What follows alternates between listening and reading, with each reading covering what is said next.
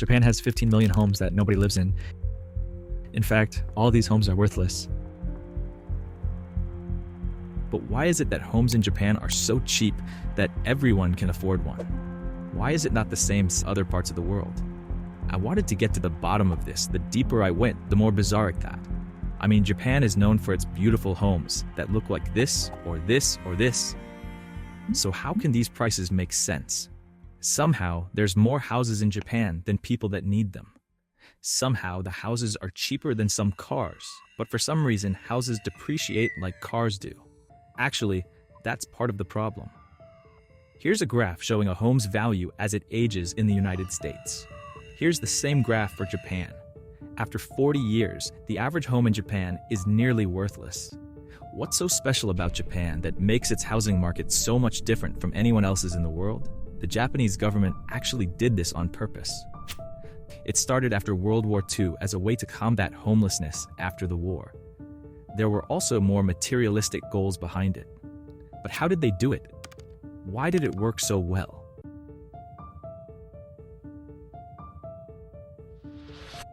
Have you heard of IKEA?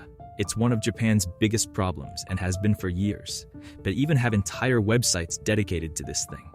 IKEA means abandoned homes, and you can go on websites like this and find cheap IKEA houses from someone desperate to get rid of it. Every year, the number of IKEA houses in Japan rises by millions, and the government cites it as one of Japan's biggest growing infrastructure problems. But strangely, the government continues to promote it. In fact, up until recently, IKEA homes gave citizens a huge tax advantage. But why does the government want this? Due to its geography, Japan is subject to many natural disasters. Earthquakes, volcanoes, typhoons, and even tsunamis. But also due to its geography, Japan quickly ran out of places to build. This means that the construction industry suffers greatly during times of peace, and when disaster strikes, there is no one to rebuild. But how could the government keep the construction sector alive if there was nowhere for them to build? After World War II, the government introduced laws that prohibited the use of long-lasting construction materials.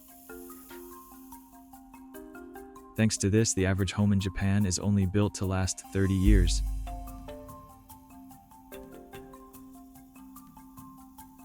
This doesn't explain why so many of these houses are sitting empty and not being torn down.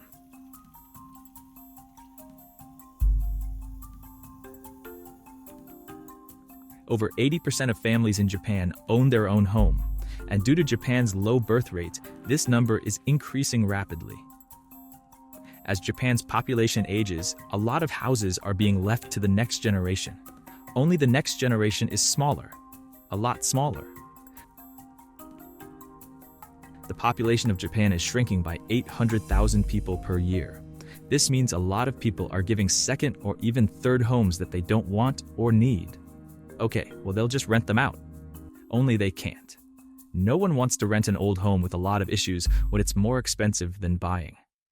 Most of the time in Japan, you can buy a new home with the newest safety features, technologies, and luxuries for about the same price to rent. This results in many homes going unoccupied, unrepaired, and abandoned to the forest to rot. So how does all of this give Japan such a low homeless rate? What if I told you it had nothing to do with it? Well, it has a little bit to do with it. See, houses are cheap in Japan, but still not free. So what about all the people who still cannot afford one? This is where Seikatsu Hogo comes into play. This is Japan's public assistance system and pretty much guarantees every citizen in Japan enough basic income to live in a house.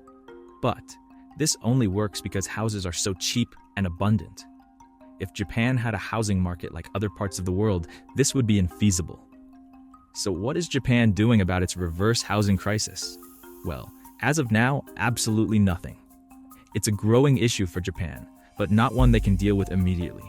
It will take decades of policy change and cultural shifts to solve this problem. So in the meantime, if you want a cheap exotic vacation house, I left some IKEA shopping links in the description.